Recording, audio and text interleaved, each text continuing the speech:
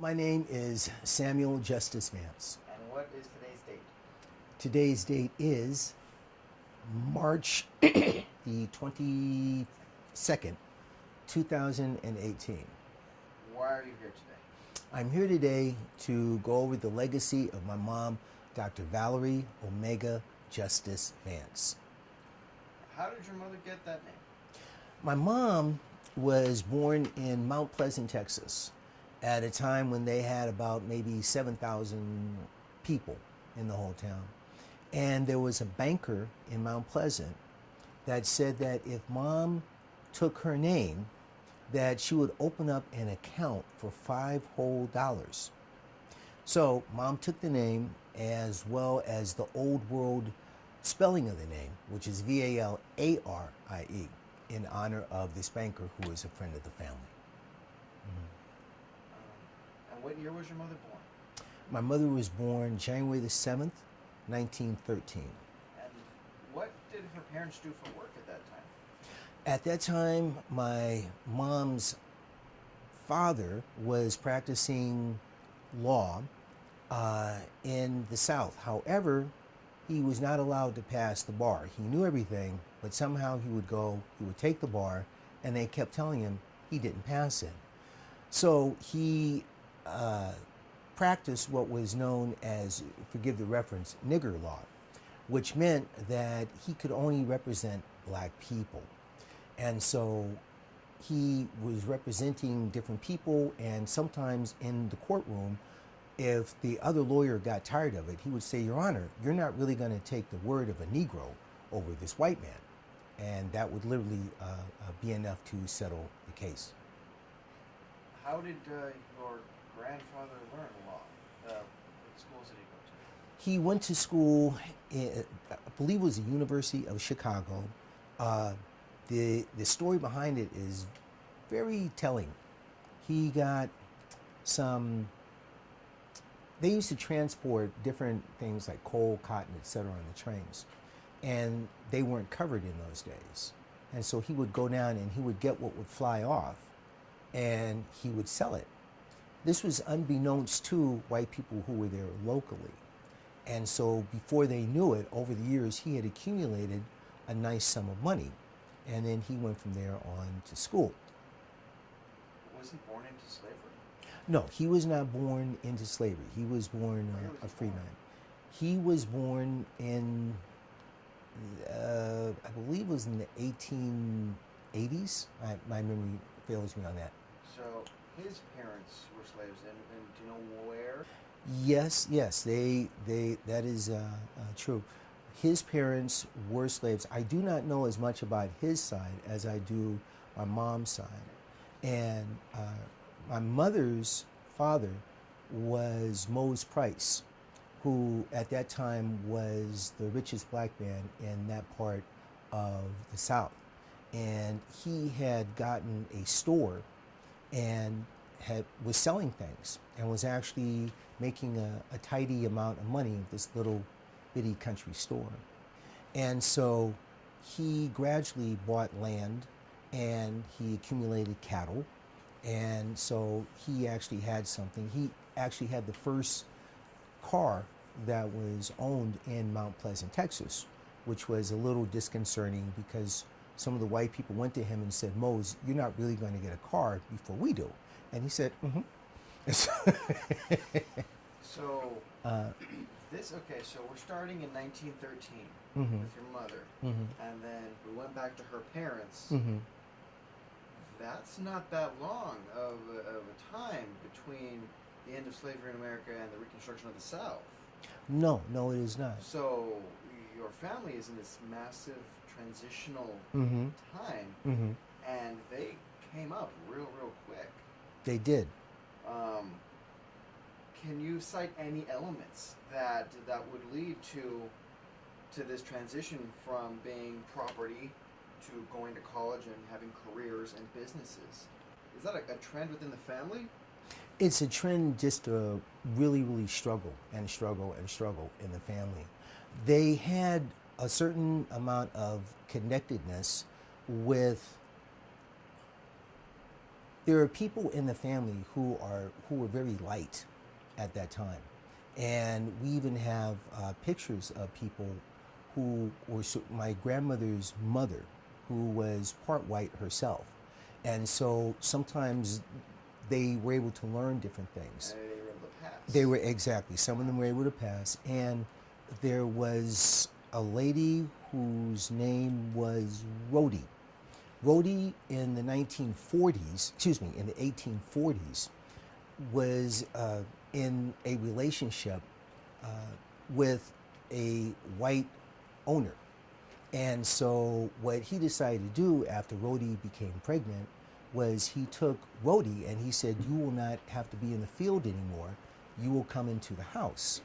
And so from the 1840s going into the 1860s, then people in our family had been in the house and learning different things about reading and writing and figuring out things so that when slavery came to an end, they were a little bit more on top of it than most of the other ex-slaves. So essentially, it starts with Brody, It goes back to my and it builds from there. right, my great grandmother Rhodey. And that would be okay. So your mom's great grandmother. Yeah, Okay. I believe Okay. that.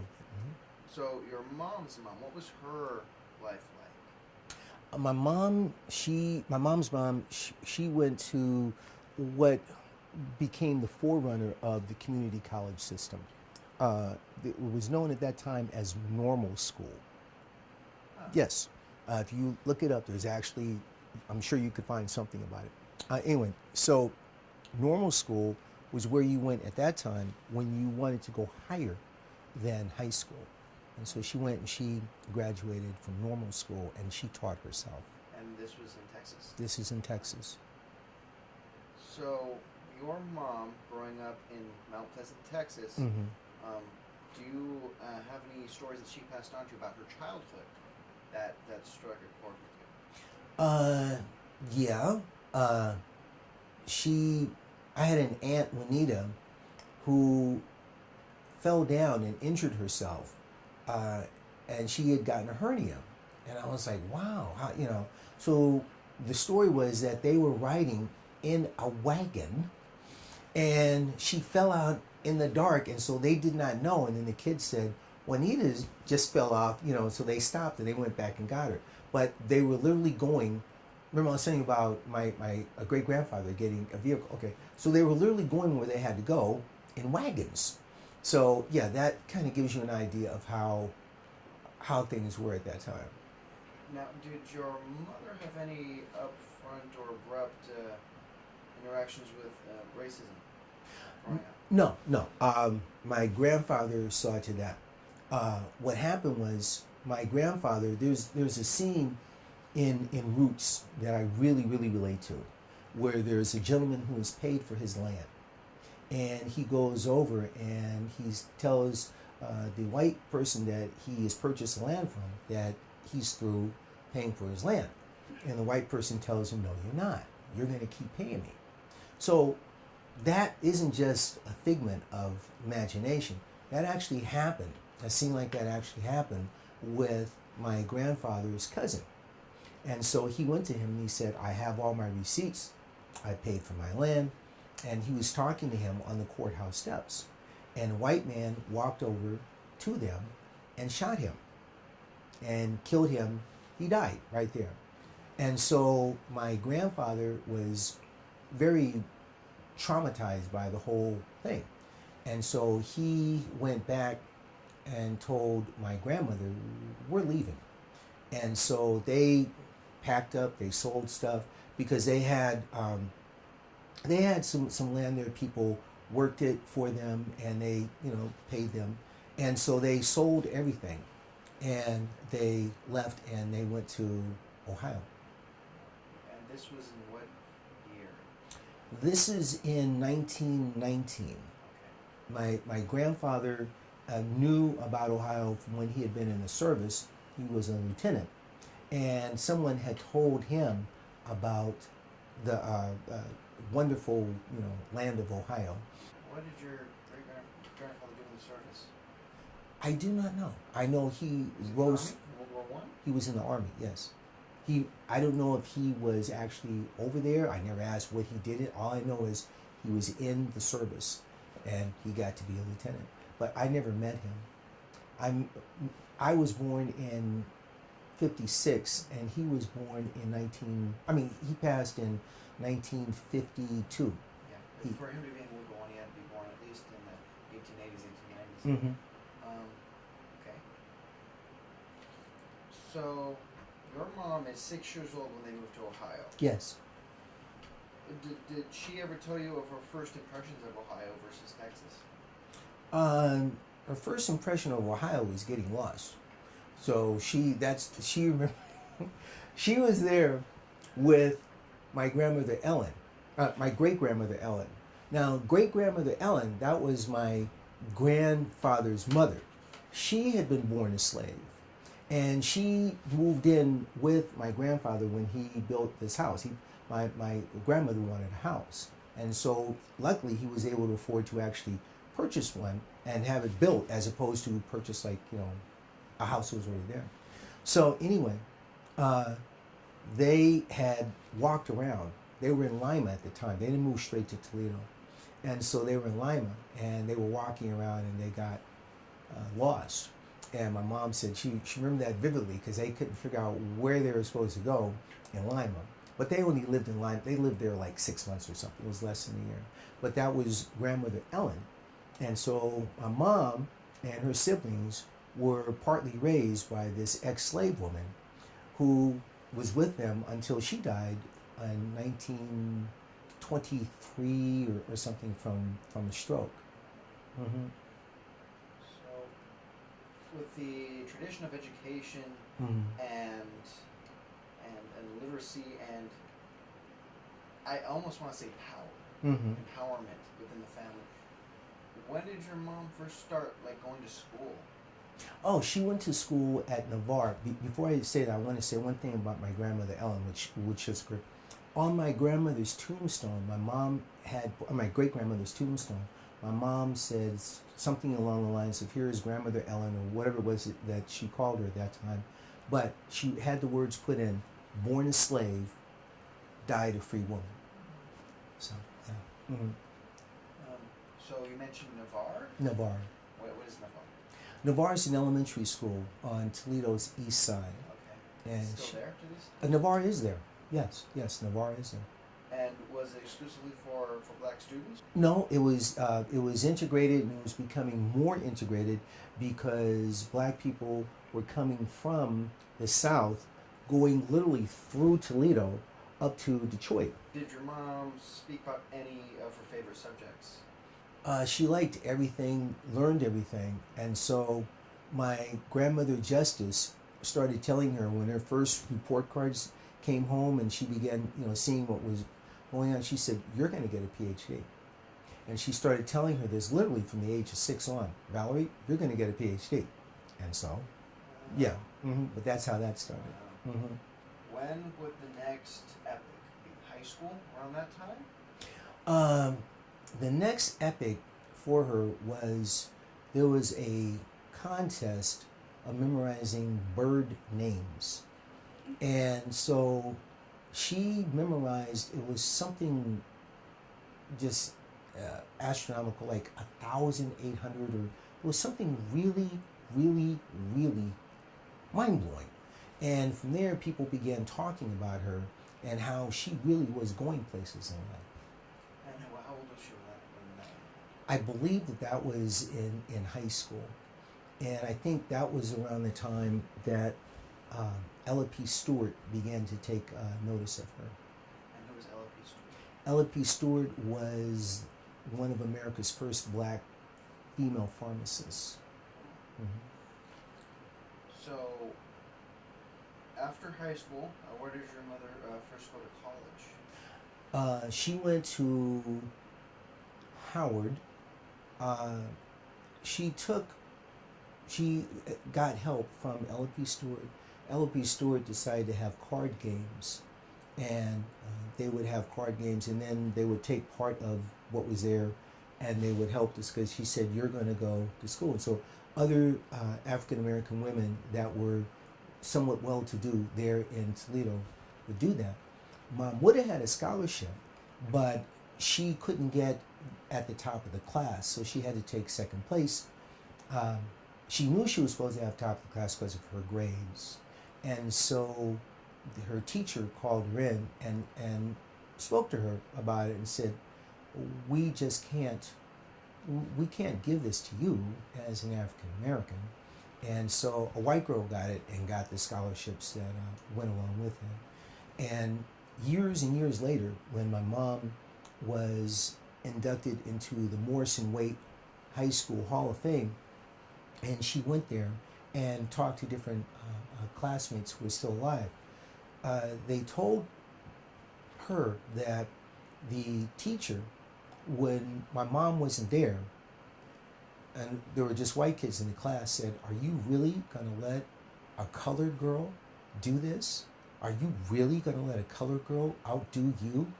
And of course, no one ever told Mom that. She would just come into class like it was like that, because one white person, even at that age, wasn't going to tell on another white person. But there was this whole thing among them to make sure that they worked together to keep my mom from getting that top place. So I'm going to go back to a second. Was your grandfather able to practice law in Ohio? No, that really, it really messed with his head. Obviously, if you get up and you literally go 1,000 miles away, so what he did was he became a money courier for one of the Macy's stores. That's okay. Mm. And how long did he do that? I don't know how many years he did it, but that's what he did. He would transfer money back and forth. He was very trustworthy. He had no record, et cetera, et cetera. When did he pass away? In 52. Mm-hmm. And when did your grandmother pass away? My grandmother passed away in 78. Mm-hmm. So, high school, your mother does not get the scholarship. And Ella B. Stewart is raising money through card games for her mother to go to school. Mm-hmm. At that time, what were your mother's aspirations? Did she know that she wanted to be this massively important person, that she wanted to do good in the community? She did want to do a lot of good things. She wanted, at one point, she had wanted to be an attorney herself. And she studied law. And then she decided to go into social work. And I often said to her, "Really? You could have made lawyer money and you made what?" But, we do what we do. Yes. In college, Mm-hmm. what were her experiences? Did she still face racism? No. At Howard University, it was a black. Yes. So she was fine. She did have times when people asked her what she was doing there, because she weighed like 90-something pounds, and she looked like she was, a sophomore in high school or something. And she would say, "Oh no, I'm enrolled here." So. Okay, so was there any malnourishment, or she was just tiny? No, she was tiny. No, they ate pretty good. They would go down. My grandfather loved to fish. He could eat fish every day, and so they ate fish. They had wild greens that grew on the banks of the Maumee River. They had a small basement where they kept things. They grew stuff in their garden, and then there was a guy who would come by on a horse and with a wagon. They had wagons in American cities in the 20s and 30s, and he would come by on a horse with a wagon, and he had different things to sell, Or I guess every now and then they went to the store too. In college, what would be your mom's accomplishment? My mom's biggest accomplishment in college would be that she organized an event, which I will get the pictures to you. She organized an event where there were a number of prominent African Americans. W.B. Du Bois and Ralph Bunche, who was the first African American who was in the presidential cabinet, were present then. And so I have a picture of her there, and I had hoped it because I said, does this still go on? Is no, no. It was just a big deal for her to do it that one year, and so they all. How old was she at that time? She probably was 20 or something. And she organized that She put that together. Yeah. with big notable names. With big people like that. Of course, Ralph Bunche was in the cabinet at that time. It was 10 years later that he went in, but he was a very major. Yes, he was a major figure, and W.B. Du Bois was the person who's generally recognized as having taken the mantle from Frederick Douglass. So yes. His name Charles Young or something. Not offhand. He was another military man I'm going through. Oh, okay. He's famous for writing. He was not allowed to be an officer in the United States Army. Mm-hmm. So he actually rode his horse from Xenia, Ohio, all the way to Washington, D.C. on protest. Wow. Good for him. So, fresh out of college, Mm-hmm. what's the first thing your mom does? I'm trying to think, where did she, was she working in D.C. then? She may have worked in D.C. then, or she went between D.C. because she was there, Howard's in D.C., and Toledo. So, she did different jobs. Was she, And I should add, was making $150 a month at one point, and her nickname was Little Wall Street. Off $150. Yes.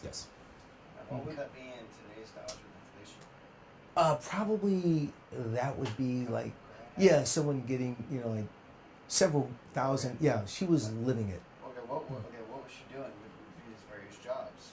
Was she already starting with radio, or? Oh, no, the radio thing didn't happen until 1943, I think, or 42. So, out of college, is she scouted by any of her, any other notables within the community, and they put her in places?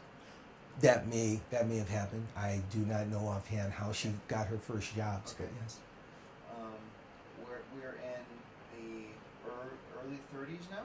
Yes, she would have graduated, because 1913 and 1931, she would have been 18. So we're in the middle 30s, yes. Okay. How did your grandfather and grandmother take on the Depression? They just, first of all, as I said, they grew some food, and they also fished. My grandmother Ellen used to go down and fish until she passed away. That's an interesting story. My great grandfather Mose Price had land, and so on the land there was supposed to be oil, but they did not drill for oil where his land was. What they would do is they would pay him money to have the rights to his oil, and so as his daughter, my grandmother being his daughter, they would periodically get oil checks, oil lease checks, not oil revenue checks. There's a big difference. Oil lease checks, so that no one would drill on the land. So this oil company was basically paying them as a placeholder to ensure that they would have access to the oil, but Mhm. the other company wouldn't. But they weren't drilling it. They weren't They were drilling just it. sitting on it. They would drill on the white folks' land. Okay. Mm-hmm. Well, okay. So the white folks' land. Sorry for the colloquialism. Mm-hmm. That was directly adjacent to the property. Oh, there was white folks' land in different places. So were around. they taking the oil from directly next to it? That's an interesting thing. We've often wondered about that. It's like in There Will Be Blood. Yeah. Mm-hmm. Okay. So in the mid-30s, she is in Washington, D.C. She is working. She's making money. Mm-hmm. She's creating a name for herself. What's next? Where does she go? Who does she meet? Well, the next thing for Mom was family. Okay. And so what she did was, as her brother and her sisters got older, she started helping them to go through school. So she didn't really have it like she was making good money, but that money was going back to her family. How many siblings did she have? It was my uncle Jacob, Pastor Dr. Jacob Justice. There was my Aunt Marie, and there was my Aunt Juanita. Did they all go to college, or? All of them went to college. They became teachers. Everyone, all of them were teachers. And my Aunt Marie was a teacher in the Toledo elementary school system. My Aunt Juanita taught in the Toledo elementary school system. And the man that she married, my Uncle Jimmy, was the first black male teacher to teach high school in Toledo, Ohio. Mm-hmm. So, okay. So your mom is helping pay for her siblings to go to school. Mm-hmm. Was she also helping with the family, paying bills back home? Oh yeah, she would send money back to my grandmother. Mm-hmm. Now, do you know where she was living in D.C.? No, I do not know. What was did she have a support system? Oh, she networked with people, and she was a fervent believer in networking, to the point that she sent out, by the time she was like in the 1960s and 1970s, we would send out 400 to 500 Christmas cards a year.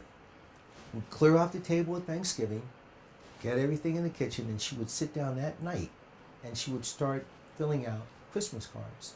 And she would give me like 20, 30 cards, and I'd take them down the street and I'd mail them. And then she'd, do that for some more days, and they would just go out in waves like that with all the people that she had networked with. So she could always pick up a phone. The phone was always ringing. There were always people that were contacting. Yeah. So yes. The short answer is yes. She had it. Yes, she did have a support system. So in '43, she begins with Americans All. Mm-hmm. Is there anything in between that time that is notable? There probably is. I'm sure it's in her curriculum vitae. But as far as being like that, no, there's nothing that would get to that level I can think of offhand. So Americans All. Mm-hmm. What was that about? Americans All was started, first of all, by Dr. Tomlinson Todd. And Mom and Dr. Tomlinson Todd were romantically involved. That was the man that everybody thought she was going to marry. And he was this extremely dapper, handsome, very elegant person, as you saw there in the picture of President Kennedy. So what he did was he had started this radio show, and different people would come on the show. If you were African American and you had a story to tell, something was happening with you, then you went there. And so black people who were in politics, African ambassadors, different people who had prestigious positions in Washington, D.C. would go there, and this gave them, they were one of Washington, D.C.'s black power couples at that time. Did Thurgood Marshall ever speak on Americans All? I do not know that, but that's where it gets interesting, that you brought his name up. Mm-hmm. You ask why it got interesting. Yeah. Okay. So there are these papers. They're called the Lost Laws. The what? The Lost Laws. Okay. My mom got a call from Dr. Todd, and he said, I've got news you're not going to believe. We have found these laws that say that a black person, or any person actually who's written thinking about black, any person who's well dressed can go into a restaurant or movie, or see a movie, or whatever it happened to be, in Washington, D.C. And she was like, what? So this had not been carried on, right? This was just in this one spot. They did not reproduce this. They were called the Lost Laws. And so he said, I'm waiting on you, to see what we can do with this. And she said, waiting on me? She said, you call Thurgood right now, and you tell Thurgood that I said that he needs to get on this. And so he contacted Thurgood Marshall. Now, Thurgood Marshall at that time was looking for various test cases because they wanted to get higher and higher in the civil rights arena. and so he loved it. But there was a little bit of uh, Mom and Dr. Todd were viewed more as upstarts in the idea that they, because, Thurgood was like, of a higher national standing. And how did they find this when they didn't? So in history, there's no real credit that's given to them. Dr. Todd got, a mention here or there, but there's no real credit that was given them.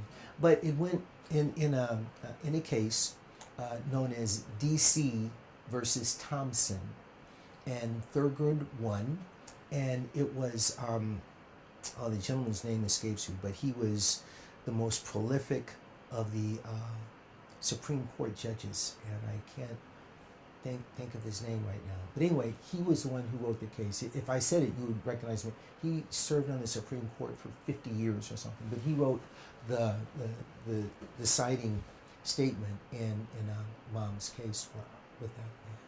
Going back for a second, when did your mom meet Dr. Tomlinson?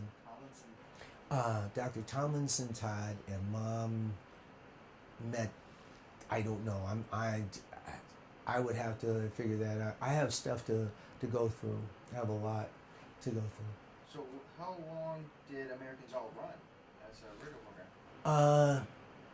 Well, I believe it ran into the late 50s. Mom went to Europe and she studied there, and After the war, I assume. yes. And so she was doing some studies, because Mom got her PhD in 49. So I think it was 49. Anyway, she got her PhD and she went to Europe in the early 50s and took some courses. I think she had traveled to Denmark. She took some courses in Denmark, and she came in, right? And so then there are these people, she was over their house for dinner, and so they got her a couch, and she sat down, and they said, "Are you comfortable?" And she said, "Yes, I'm very comfortable." And so they were all just sitting there, kind of looking at her, and she thought it was because they'd never seen black people, and so they periodically go over, "Are you comfortable?" And she said, "Yes, I'm very comfortable."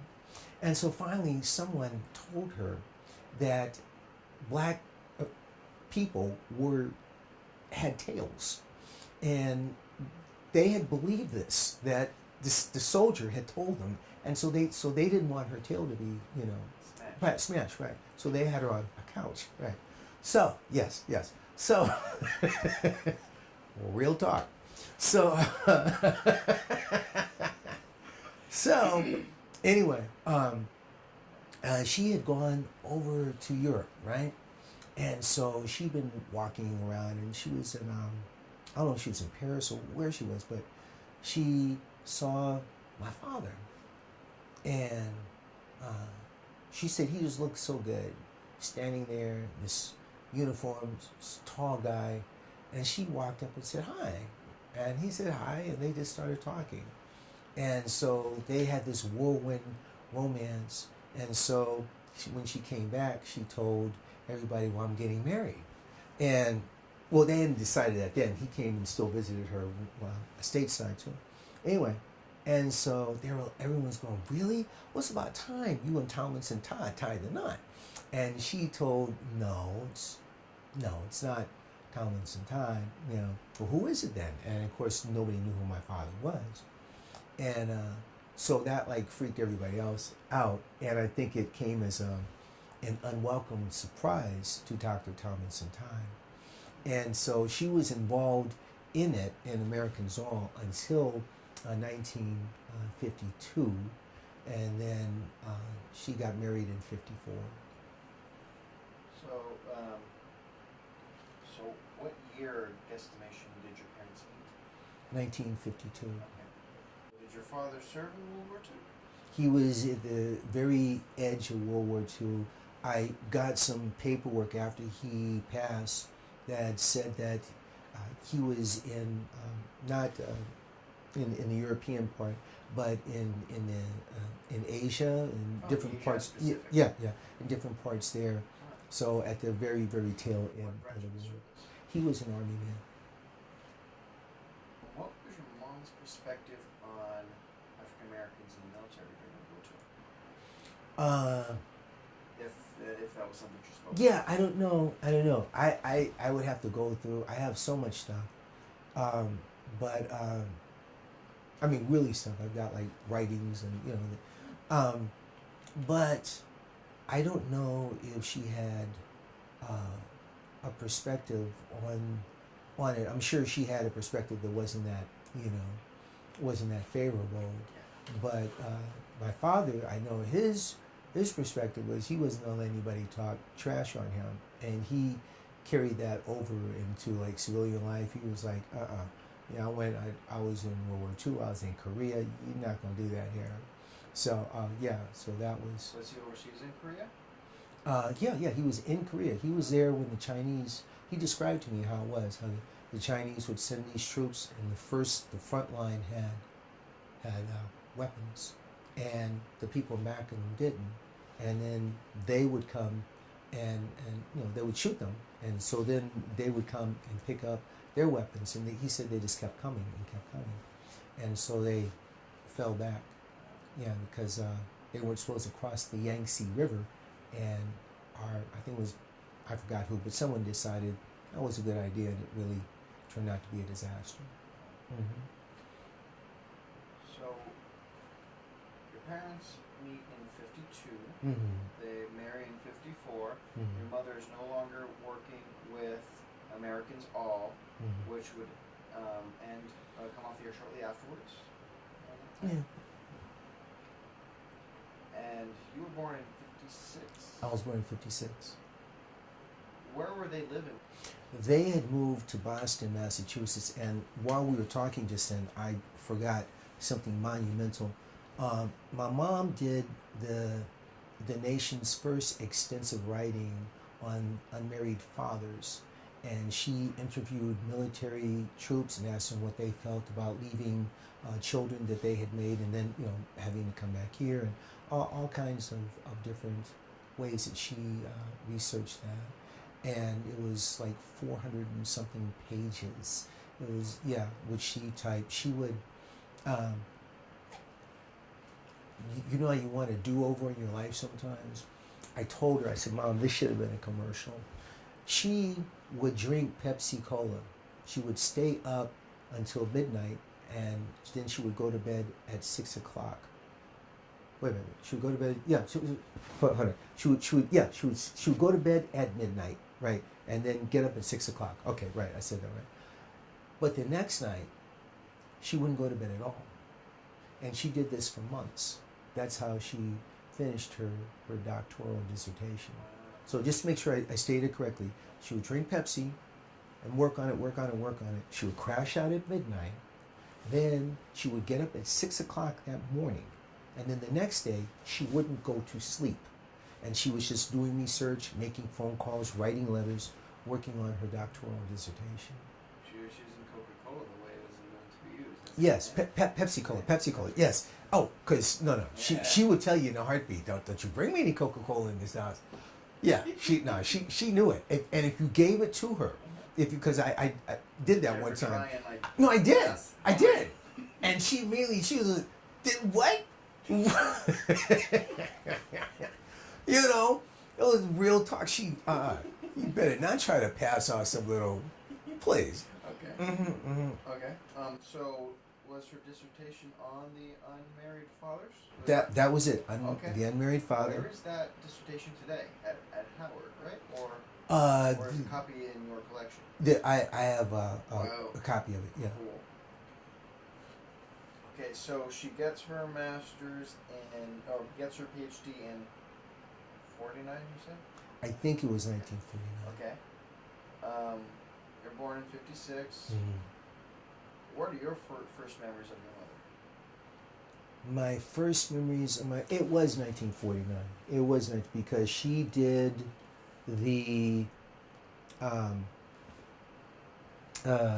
commencement address at Oakwood College, now Oakwood University, Wow. and she did it as Dr. Justice. So Wow. it would have been 40. She did it. That happened in 40. So yeah, she had it by then. Okay, your first memories of your mom growing up as a kid. What comes to mind? My first memories of my mom. We traveled throughout Massachusetts. She had gotten a job as director of the Massachusetts Institute for the Blind.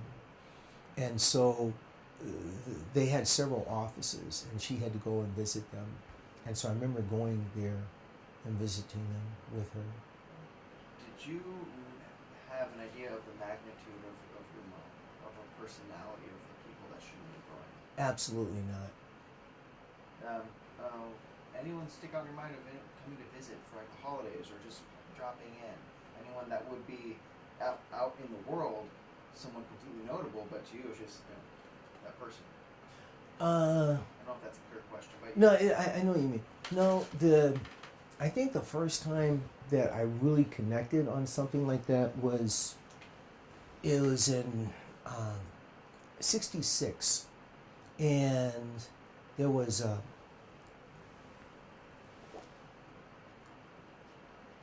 my mom used to take me on conventions. She would get my homework. She would tell the teacher, it's going to be gone, and we would go and we would travel. And she would go to social worker conventions. And so there was a convention. It was the first civil rights type thing I was ever involved in. And so I was at the hotel, and Mom would be here or there, and I was free to just wander as long as I didn't leave the hotel. So I can imagine a little kid having free in a hotel. Yeah, just walking around. Here I am, And so I went to I hung out where they were having these meetings, because they would have these seminars, and you could read them and then see the ones you're going to go to. It was like a really big deal. And so there was this seminar where all the blacks were meeting and talking about forming something for black social workers, because they were saying that the social worker system was not set up, geared towards the African American population. And so for days, I would go in and they would just let me sit there. And I would sit there and listen to all these adults, and they would stand up. And it is up to us. If the Negro is to have his freedom, it must start with us as well as with others. And then someone else would stand up and they would say, and in so doing, what the Negro needs is such and such and such. And then, because it was '66, so the whole black thing wasn't, there, and so. And these are older. These are all older black social workers. And I was just dazzled, and I'd go and I'd eat, and then I'd come back. You're like 10, 11 years old. I'm 10 years old, and I'm like, wow, I want to do that, And so. That's a definite impression. Yeah, that was an impression, right? So I'm like, man, this is really cool. So, so then they decided that they were going to walk out at the convention, and so it was going to be this big thing, and so Whitney Young was there, right? Now Whitney Young would see me, and he would go up to me and go, "Hello, son, how are you? I remember you." And I go, "Oh, Mr. Young, how are you? I remember you," right? And then and so mom's Whitney Young, he's head of the Urban League, Samuel. And I go, yes, I watch TV. We always watch the news, right? And so if he was doing something with President Johnson, Mom, look, there's Whitney, there's the president. Now, okay, cool. He's trying to reinforce that. Right. This is who you met here. Exactly. And so anyway, Whitney Young got up and walked out with everybody, and it was such a revolutionary thing, and I can see it to this day. It was just a phenomenal thing. It really impressed me. We were there about a week. That's cool. Okay. So we're now, you're 10 years old, 1966. What is your mom doing for work at that time? She's a social worker, and she's and she's working. Is she still working in 1966 with the Massachusetts Institute for the Blind? No, that was in Massachusetts. Okay. She had come out here, and she was doing work with over at White Memorial Hospital in East LA. Okay. And so we lived in East Los Angeles back at a time when they still had like a number of people who were very middle class in East Los Angeles. In some parts of East Los Angeles, to this day, they have really nice homes that are very, very old, very elegant, and you'll find them like up around First Street or places like that. Okay. So when did the family move to California? 64. Okay. Mm-hmm. So, what was it like as a young student in California schools for you? It was very different because my whole world had been in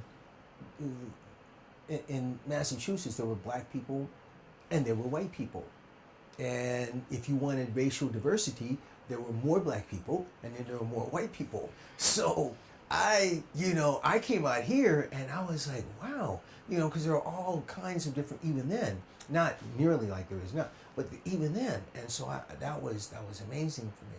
What was your mom's work at White Memorial Hospital? She was working with children who were mentally retarded. And what she did was she pioneered the concept of taking them to camp, because at that time that was like, what? So she said, no, I'm going to write a grant. So we went to camp. And she took me with her. And so we went, and some of the kids who were there were borderline, and so they could actually talk and, hang out and stuff like that. So you were you go from seeing your mom work with the blind, Mm-hmm. and were these blind adults or blind children? Blind adults. Okay. To working with mentally disabled children. Mm-hmm. What was that like for you as a young man to see your mom working with these children and then you? Mm-hmm. Was there any difference that you saw, and how did she try to make you interact more with them, or did she try to protect you, or keep you separate? No, I was pretty much around them. I went to White Memorial School, which was literally across the street from where she was. So I would come there every day after school for a couple hours and interact, just be around them, and I knew the doctors. So she was teaching inclusion way before it became an idea. Oh, definitely. Yeah, so yeah, I would know them, talk to them, hang out with them, went to camp with them, and she let me bring a friend of mine also, so I would have somebody, to hang out with too, but yeah. You're in high school, where's your mom at? She's still working at White? In '69, we went out here to, left East LA and came out to Orange County. Mm-hmm. And what was that like to move to Orange County? A desert. Really? It was. It was. I couldn't even believe it. It was just a. Where did you first move to Orange County? We moved to Santa Ana, Southwest Santa Ana. Okay. Still on like Pine Street? Yeah. Okay, so that's the first place you've known of Orange County. Mm-hmm. Okay. What was that neighborhood like? That neighborhood at that time, it was the black people were the largest group of people there. There were whole blocks that were African American at that time, and it was just very different. But it was super nice. To us, it was just that part of it. It was cool because you had all these really nice homes that African Americans lived in. So that was cool. It was kind of like almost a different version of like Leimert Park to me. Okay. When in '69 did you move here? Friday, February the 13th, 1969. So you were there, and your family was there when the Nelson Sasser shooting happened in '69. I think that was in December of '69. Do not remember. He was a white police officer of SAPD. who was believed to have been murdered by the Black Panther. Oh! Yes. I know exactly what you're talking Yes. about. No, I don't like to say things if I can't. Yes, no, I remember that exactly. Yeah, I remember that. Was there any talk in the neighborhood of what that was? Because to this day, it's very murky. Yeah, no, that was viewed as a setup, as an excuse. Something to incite violence against the black community. Yes, it was. Okay. It was viewed as just another type of false accusation. So, living in that neighborhood in the 60s, who were the old people in the neighborhood? I'm trying to think who Besides Mr. Bussey. besides Mr. Bussey, right. Let me see. I just remember the people who were right around me at that time. There was Scotty Biddle. She was a friend of my mom. She was there. We had a lady across the street named Mrs. Anderson who would look out for me all the time. And it was Miss Pruitt that lived next to Mrs. Anderson, Pam Pruitt's mom. And this was all on Pine Street? Yeah, this was on Pine Street. Those were the people that were like immediately around me that would look out for me. Were there any people in the neighborhood that were like most respected for their age or for their wealth? They were like the person that the neighborhood went to when they had problems. Yeah, there were people like that. We were. And I should also mention the lady next door, Mrs. Quintana, who not only looked out for me, but when my kids got older, I looked out for them and the Suarezes. Cantana, was she Italian or Hispanic? No, it's Hispanic. So there would have been people like that, but I wouldn't have been as involved in that at that age. I was more into, whatever was important to me at 12 and 13. We're gonna go back to childhood for a second. What was your mom's discipline? Mom's discipline was it was old school discipline. Yeah, if you're thinking PhD, psychiatric social work, Dr. Spock, no. No. Her discipline was much more of like, the switch, or a belt, or the back of the head, don't get out of line. How many times did that happen? Oh, several times. Okay. Yeah, it's not like there was that one incident or something. Oh, no. Okay, it was a cumulative learning process. Yes, exactly. Until you finally figure out, how to get smart and do what you have to do, or else you won't do it. So who was the bigger disciplinarian in the family, your mom or your dad? My mom was the biggest disciplinarian in the family. Now, my parents had separated by then. Okay. Mm-hmm. But my mom was the biggest disciplinarian, of the family, even back in the day. My father, the best spanking he got from me was I was playing with matches, and he didn't appreciate that. So, Yeah. yeah. So he told me how hard he worked while he, just whooped me, right? And I was like, okay, I got you, because he was an electrical engineer, and he had to struggle. Okay. Now, when did your mom first talk to you about college? Always. Yeah. Okay. And did she try and push you in any direction academically? Yeah, she wanted me to finish high school, so because I was not showing the same level of intense acumen. Yes. So that was not. Things were too easy for you. You know that things were. Oh, okay. You say so. Okay. When did your mom start at UC Irvine? Oh, okay. Mom went to UC Irvine. I'm trying to think when that would have been. I think that was right when she came here. So that would have been probably 69 or 70. Okay. Yeah, she was there. And what was her experience at UCI?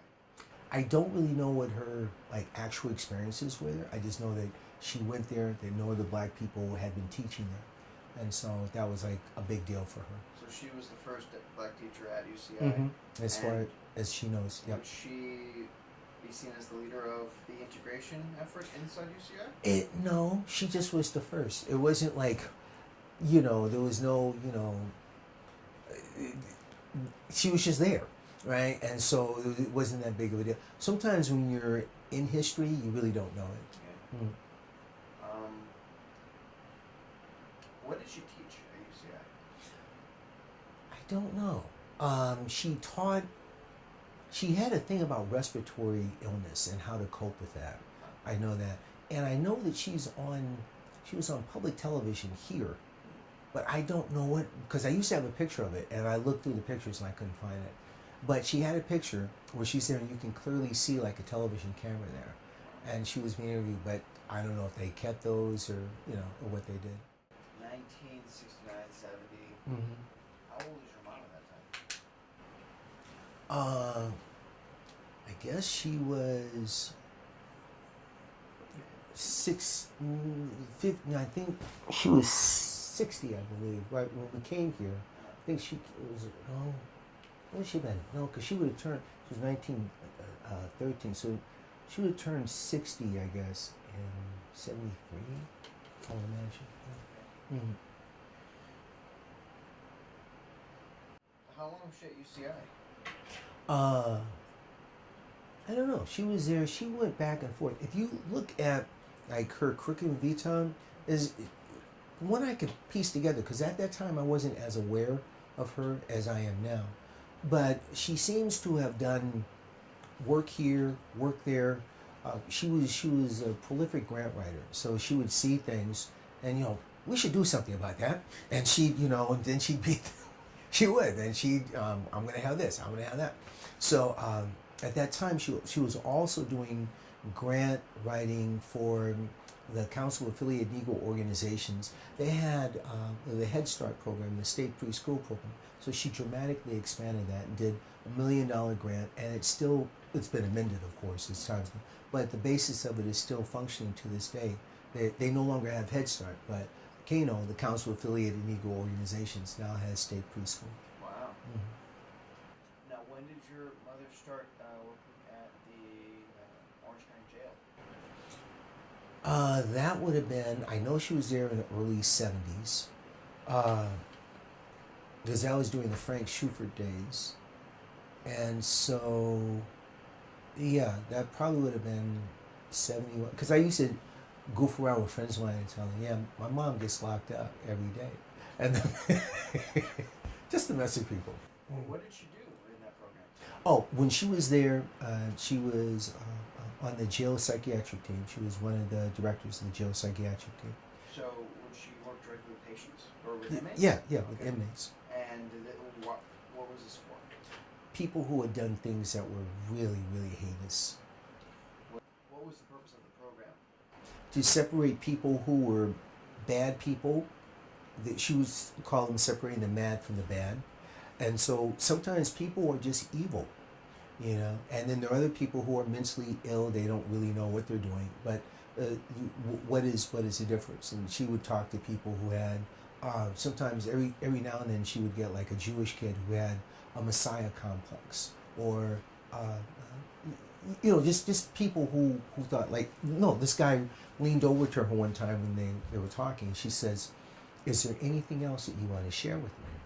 And she said he leaned over very conspiratorially towards her and said, "If anybody asks about the Messiah, tell him that he has come." And she's like, okay, I'll do that. I'll do it, right? And so, she would have people, really, really odd people like that, right? And so they had to separate those types of people. How long did she do that program? I don't know when the program funded? Yeah, it was defunded, but she did it for a while, and she went from there into working with people who are addicted to drugs. Okay. And so she did that for a while too. Did she ever bring work home? Oh, all the time. She was a workaholic. I don't know if you've heard, but there are some people who are just fine with not that much sleep, like there's nothing medically wrong with them. she would get about 5 hours a night and would be totally rested. So she would go to bed at like 1, 2 in the morning, and she'd get up at 5 something, 6 something, and she'd go on for an entire day, and she would just keep doing that. What are some of her other projects and accomplishments here in Orange County? After she retired in '83, was she put a lot of time into Head Start. After that, Kano, she would go there and just be involved in day-to-day things that were happening there, because this was her baby, this program. Um, she inherited a house in '86, I believe, from her mother, that her mother had. And this was in Toledo. And so she fixed it up, and she started moving back and forth. She would go there between May and September. And then as soon as September came and the winter came, she'd come back here. So that was quite a big deal. Growing up, what was one of the biggest lessons your mom taught you at an early age? Biggest lessons my mom taught me at an early age. One of the things she was fond of saying was, Samuel, know where your bread is being buttered.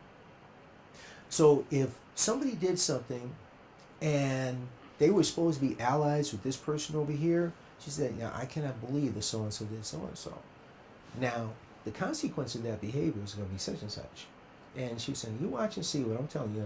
And usually that's, it would go in that type of scenario. And she would tell me, see, Samuel, you have to know your bread's being buttered. So that meant basically that you had an allegiance to people. And when you dealt with that allegiance, that you didn't cross that.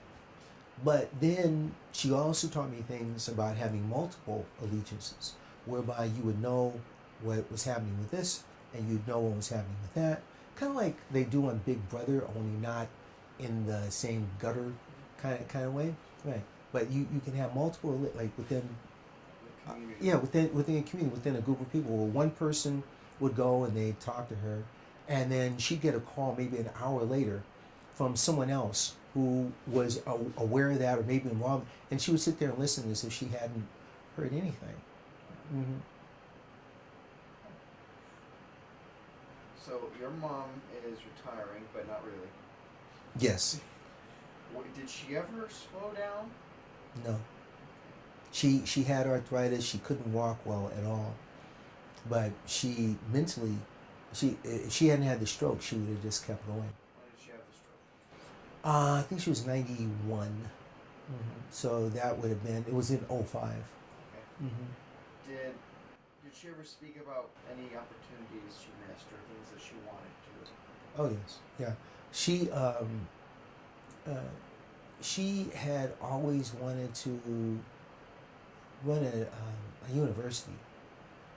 I said, well, why didn't you? Why not? And well, no one asked me. I said, well, what do you mean asked you? Why didn't you just run all the jobs you applied for? You should have.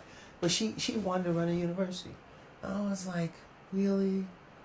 So yeah, that was the thing. Maybe it was the privilege of being asked. Yeah, I mean, because at that time, it was a thing. Mm-hmm. Because she was a person that went after things. Yes, she did. But I guess she wanted to have that the privilege and honor of being asked to do that. Mm-hmm. And that's okay. That's really Yeah, cool. because for a lot of the stuff that she did, she was asked. Like when she came down here to Orange County, we were at a social work convention, and one of the people she worked for, Dr. Thomas Nelson, he came. We were in the hotel, and he said, "Can I borrow your mother for a minute?" And I knew him. I'd been over to Dr. Nelson's house, and they like had me over for a whole day, right? And so I was like, "Well, sure, go ahead." So he takes my mom into this bar, right? The bar is at the hotel, and I could see this, right? And I'm thinking, she doesn't drink. What do you? And so, so he goes, and of course, mom orders, Pepsi, and they sit and I can clearly see from where I'm standing. And so when she came out, she said, Dr. Nelson has offered me a job. And I was like, oh, okay. But that was her idea of, being hooked up.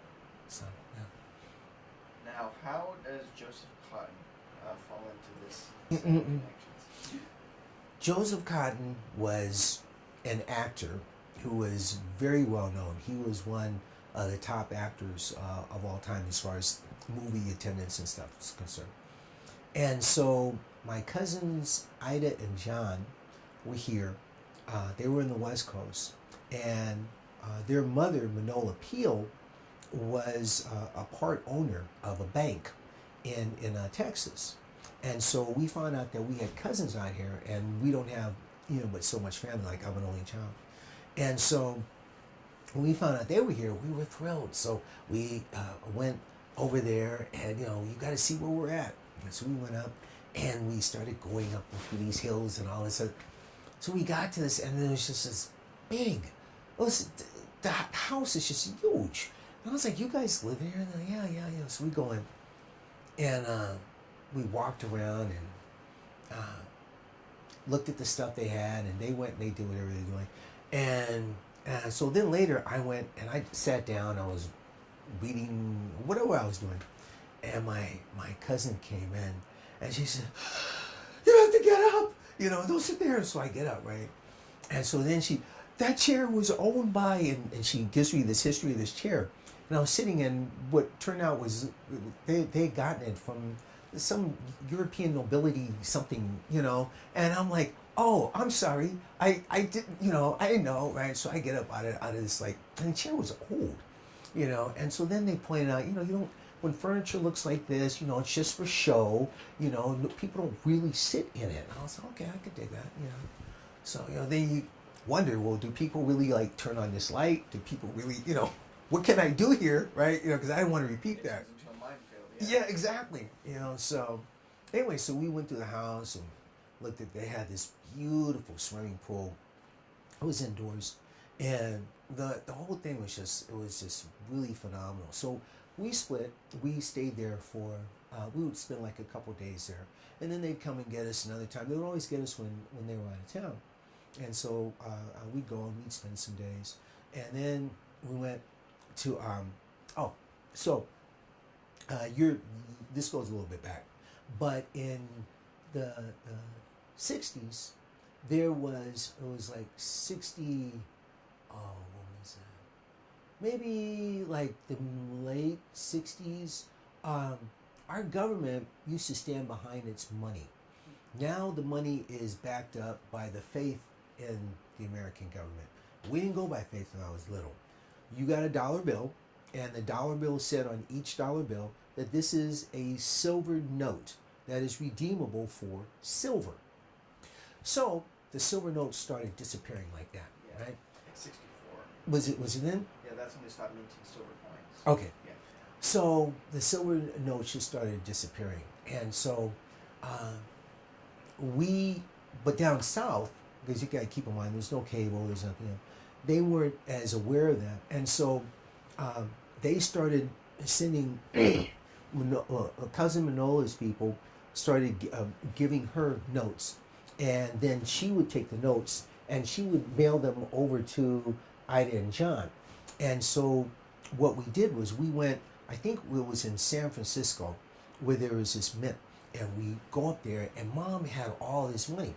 But she wanted to keep it where no one would have it. So she had all this money in her bra, right? And so we went up there, and she had money there, and she had like a money belt. She had money, but what wouldn't go in the money belt, so she's just like dollars. So we go into, the note, and Mom's like there, boom, right? And they gave us the silver. It was like you'd sign this thing, and they would give you this big hunkin' thing of silver. So anyway, I and John picked us up when we came into town, and we went over to the house, and we're all sitting there at the cotton stable. And John, the whole time, he was just like sitting there, looking up at his silver, right? And then he'd put it down, and he'd grab another silver bar, and he'd sit there, and he's looking up at his silver. And it was like this whole thing, and he loved it, right? So anyway, we would go there, different times, and we would do stuff like that and hang out with them, and then they would tell us different things. And then, as I was telling you before the interview, we have some bottles in our house that are like very very, very large champagne bottles, like the kind you Like for New Year's. yeah, you pour them like this, right? Okay. So they came with these champagne bottles and they gave them to us and they started telling us all these people that had been there that night, and there are all these famous people, and we didn't write down who they were, and I don't remember them, but they would have these lavish parties, and all these people had drunk out of these bottles of champagne. Wow. Yeah. So, okay. Back to the 60s. We are in the 80s now. Mm-hmm. She retired in 81, 3. 83. How did your mom manage being a mother and a career woman? That was really difficult for her. There are times when, due to just the limits of physicality, where she just couldn't be there, So to a certain extent, I was doing things myself. It just couldn't happen like that. And what was it like seeing your mother in her old age? It was very devastating. For her, was she able to come to grips with it? No. Okay. No. Yeah. Now we're talking about a battle of epic proportions, like the Iliad and the Odyssey. Like just, it was, yeah. She didn't stop until her second stroke in 2013. The war just went on and on, where she was determined. And she spent 3 years doing her income tax. Yeah, it was like that. Because she didn't file it in 2005 because of her stroke. So she would get up every day and she started working on her income tax. And then she'd go to bed and then she'd get up again and she was going to work on her income tax. So meanwhile, I'm contacting, like the Department of, Revenue, income tax, IRS, and like, okay, you're going to get it, and then she would contact them too, and then I would try to smooth it over, right? And she worked on her income tax until, this went on until about 2008. And that's when the letters threatening, your bank accounts and stuff. Yeah. So she wasn't getting it. She wasn't going to pay anybody because she would have always done it herself. And not only has she done it, but she used to do it for family, for friends, she did it for all these people. That was just something she would do. You need her income tax done? And she'd sit there at the wee hours of the morning doing people's income tax. So the idea that she would pay someone to do income tax, she just didn't want to accept that. You can see the end coming. Yes and no, because I've studied life extension since I was 17, before I even knew there was a word. So I always had something to keep her going, right? So we did zinc supplements, which help you to heal. Fish oil that I would get from Mother's Marketing Kitchen, and that would keep her from breaking out. Just all kinds of different things. When was she ever able to just say, "This is it. I'm calling it quits. I'm ready to go"? No, she was never ready to stop anything. She only stopped because she had to stop. She would still try to hold on to any level of who she was. She told me, and this is like just before her stroke, she told me, she said, when I see myself standing in front of hundreds of people giving a speech. And I was like, okay, right? Meanwhile, she couldn't even read the newspaper or, anything like that. She got to where she wouldn't turn the pages. I would put the newspaper in front of her and she would just sit there and stare at the newspaper. So she never, if she hadn't had the second stroke, I don't think she ever would have relinquished anything. But then that became the beauty of the end of our relationship, because that's when me being her sole caregiver became much easier. She quit fighting me. The part of her brain that was fighting it died. And so the last 2 years were the best 2 years, even though she was totally dependent on me for every need. The last 2 years, even days when she didn't know who I was, because I was her father, I was her husband, I was her son, or I was her brother Jacob. right? And so even at that point, she was those last 2 years they were just wonderful. Hmm. What's your biggest takeaway from those 2 years? Biggest takeaway was just how beautiful it can be to be with someone until the end. It's very traumatic, and you're doing 88 hours a week. She had a pension, so pension Social Security meant that we couldn't get state money. So there was no income for me. There was no way for me to build up my Social Security. It was like my life stopped, right? But that was like the best. And if St. Joseph's Hospital of Orange hadn't been as just uncaring, that's a whole nother story, as they were of her health, then I think she would have lived like a longer amount of time. But it was very hard for her to stop anything because she was just so smart. She had an IQ of 188, which was above Einstein. She was literally one of the smartest people ever born. And so for her to accept that she could not do anything was just, it just wouldn't go. What was the last thing she said? The last thing she said was totally unintelligible, and I wish I knew what it was. She was telling me she was having another stroke, and I had no idea what she was saying. I was in the hospital, and they had insisted, because there's a paranoia in our society about being sued by people who fall. So what they do is they put you in a hospital and they try to make you go flat on the bed.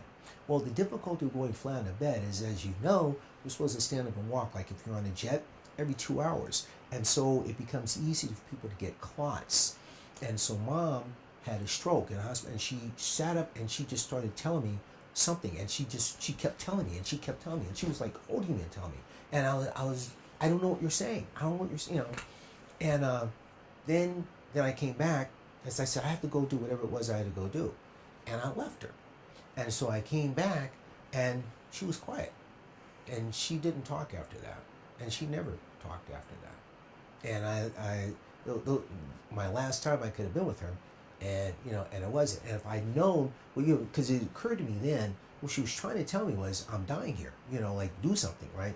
And it wasn't, there were words that didn't make any sense to me. And this went on for about a good 10 minutes. I kept thinking, why is she doing this? But it didn't occur to me that something was actually as incredibly wrong as it was, because I kept battling St. Joseph's, because I was trying to get her to get the nutrients that were keeping her alive. And they kept telling me that the nutrients were not studied and whatnot. And I was like, we're in the age of the internet. You can't lie to people like that anymore. Of course they're studied. They're clinical studies from Harvard, from Yale. Where do you want them from? I can sort you places from the National Institute of Health. Here is peer-reviewed documentation in the New England Journal of Medicine. I mean, what is it that you're looking at? And so we went through this whole thing of, trying to keep her alive. And I couldn't get them. So once she had a stroke, then we couldn't really give her anything. They couldn't IV it, And so then I found other ways to get stuff for her, because it turned out that you could do a suppository of vitamins. Because of my research, I found that. I was like, what? Because they were doing suppositories of pills that she was supposed to take, because they couldn't give them to her. But if they insert it rectally, then you can do that. So I went and I researched. I said, okay, maybe there's still hope for my mother. So I did all this research, and I found out there was a place in California where they actually had that. So I said, okay, so what's the excuse now? Can we at least give this now? So they were like super expensive, but we got these nutrients for that. So then she was supposed to go in like 24 hours, because this was after they messed up something else where they had her blood pressure kept falling. They knew it could fall, and yet they weren't doing anything about it. So it took like a couple hours for them to finally get a doctor in there. And meanwhile, I'm literally begging for her life, right? So they told me, well, she's only going to last like 24 hours. I said, 24 hours? I said, what are you going to do about it? It's not much. I said, well, it was something you could have done if you got here earlier. So that's when I found out, when they were giving her the stuff rectally. So I said, if they can give her medications rectally, they should be able to give her nutrients rectally. So I contacted this place. So I did that. So then they couldn't figure out why she wasn't dying yet. So this went on. It's amazing. She's just holding on. I said, she is, but she's also getting her nutrients. And that never, that just never really sunk in. But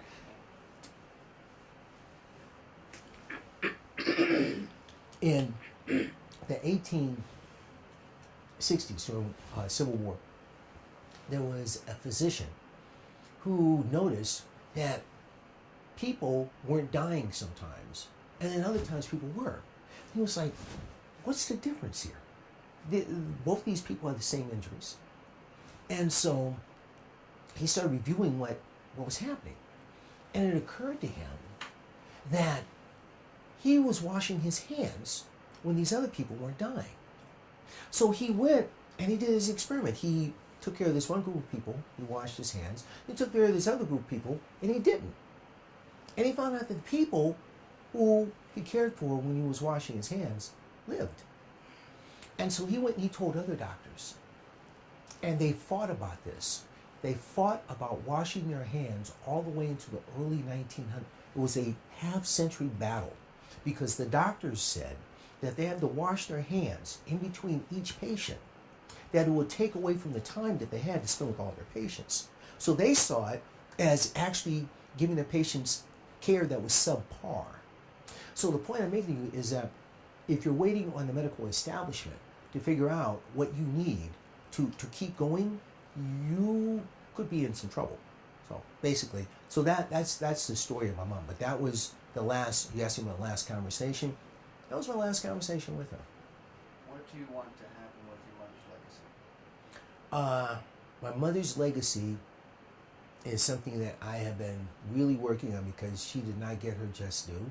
And as my mom, I would like my mom as my mom to get the just due. And plus, I'd like the pleasure of saying that's my mom. For whatever reason, the records of what she did with Americans All, Dr. Todd gave those to Howard University. So I've been having problems getting Howard to play them. We cannot find... Are you talking about records as in pressed vinyl records? Yes. Oh, okay. Well, so her voice is actually recorded. Her voice is recorded, but not there. So the albums are all there. I actually saw them. There's a stack of these things, and there's other stacks. And I mean, there's like bunches of them.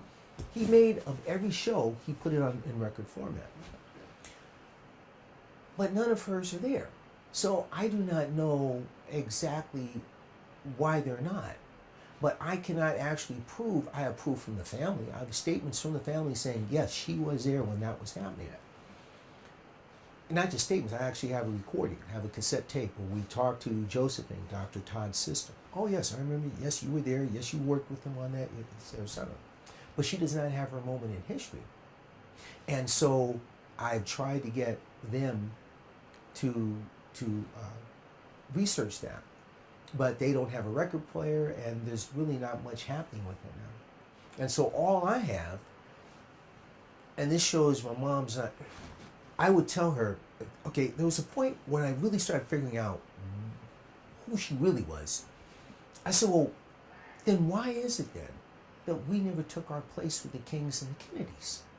Why did you do all this? And she said, I did it because at the time it's what the Negro needed.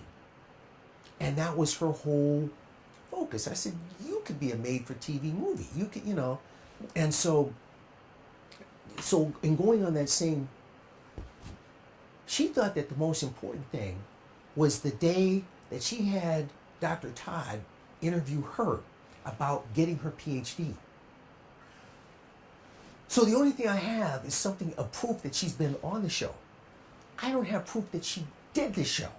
I said, Mom, we don't need proof that you were on it. We need proof. So, got these discs. They're sitting there, and... So the possibility of her voice being on there is there. There's just no proof of the voice being there because no one's able to listen to the discs. Exactly. Okay. No one's listened to this. Okay. And they claim that they had someone look through them. I believe them, but I think that whoever did... listen to them. Looking through them, I think. Okay. Was mm-hmm. I assume they would put notes on who played that day. I would imagine. Okay. So all I have is, a recording of my mom, which sounds really interesting because, it's like listening to her now and compared to, yeah. What would your mom say about today's issues? Oh, she would. She was really. Uh, she was still in her right mind when Obama ran for office. What did she say about that? She was just amazed. She could not believe that this happened because it, everybody thought that there would be a black vice president before there was a black president. So the notion that there was a black president, like, that we went from 0 to 60 like that, just blew her mind. What would be advice that she would give to young people today? Oh, she would tell me just to keep going. Just keep going. And my father was like that. Just keep going. Both of them had that thing. My father was an electrical engineer, and he worked for Sylvania. He worked on the barcode. They had people who were they were first researching that, and my mom thought that was the funniest thing in the world because he said, one day there are going to be stores, and you can go into the store and you can buy something, and no one's going to be in the store. And mom was like, "You're crazy. You go what?" And so so that's about where we are now. Yeah, they were talking about this in the '60s. Wow. Engineers were planning this out in the 1960s. I know it's mind blowing to think how, in a way, it's kind of devious because it's like, really? So they knew jobs were going even back then. Yeah, but yeah. What would be your final thought about your mom? Final thought about my mom. I want to tell you one thing about my father. My father, in the war, just to give you an idea of just the incredible push, they would go on patrol looking for, I guess, North Koreans or Chinese or whatever it was. And they would go out for days and they would walk. And he said they'd walk for a couple hours. And then 2 people had to stay awake. He said, and the other men would literally just fall out right there in the snow. He said they would, as soon as they hit the ground, they would go sound asleep. They would let them sleep, I think it was like 15 minutes or some ridiculous time, 20 minutes or something. And then the 2 men who were awake would tell the other men to get up, and they would walk a couple hours more. And they would go on patrols like this where they walked around Korea for days. And then they'd come back. But it was, giving me this war story, like, it's the only one that really stuck with me, and it just showed the level of stick-to-itiveness that he had to just go on and on and on. Did he deal with PTSD? Yeah, I think he did. In later years, I think he did. Just his way of handling things. Like I told you, he didn't take crap from anybody. He would, in a minute, he could just get like, what? And the switch would turn on. yeah, the switch could turn on in just a heartbeat, because he was used to that switch. That was a survival thing back then. It was like, if something happened, shoot first and ask questions later, kind of a thing, because you're in a war, so. Like, what would you want young people to know about your mom as a source of inspiration? My mom was a former English professor. Talk about everything else. Mm-hmm. I just remember that. She was an air warden too back in During the war. Yeah, she would go and anyway, yeah. So she was an English professor at Lane College. I believe that's in Tennessee, if my memory serves me correctly. And Mom had a thing about speaking English correctly. With the proper enunciation. Exactly. And the proper use of words. Right. And as a cousin of mine once said to me, we don't, talking about our family, he said, we don't speak proper, we speak properly. And so I was like, okay, I got you. So if she were aware of what's happening now, where, the N-word, something she fought so hard against, is now just tossed around like it's like that. Abbreviated form? That would bother her immensely. The whole thing that the use of the language in the manner that it is would disturb her, because she was very concerned about our people going to college and then coming out and talking like they hadn't gone to college and then expecting to get jobs like people do who go to college. And her take on it was that part of what is happening with the African American people not getting where they needed to get was because of a lack of using the language as well as other people were who came over here who would be, trying very hard to speak as well as they possibly could, whether it's Vietnamese or people who come here from Europe or whatever it is. There's everybody, between 9 and 5, they can speak a certain way, and she hated the bees, for instance. I be, she be, we be, you be, they be.